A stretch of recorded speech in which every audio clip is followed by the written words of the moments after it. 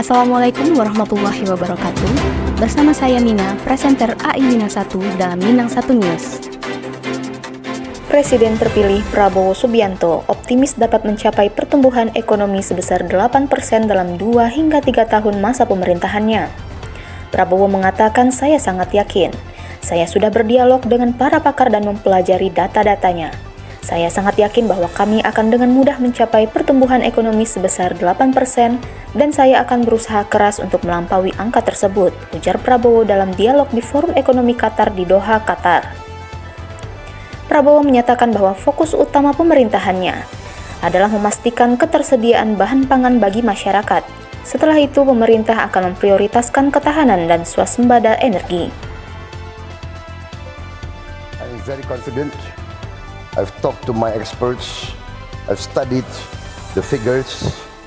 I'm very confident we can easily achieve 8%, and I am determined to go beyond.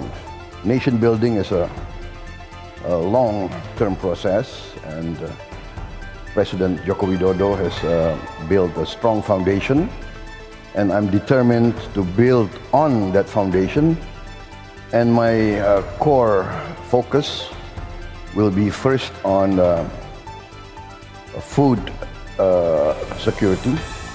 Indonesia must be self-sufficient in food, and then energy security, energy self-sufficiency, and we are determined to bring down poverty.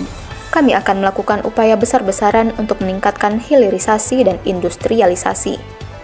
Prabowo juga menyatakan komitmennya untuk menciptakan pemerintahan yang baik dengan memangkas korupsi dan pengeluaran yang tidak perlu.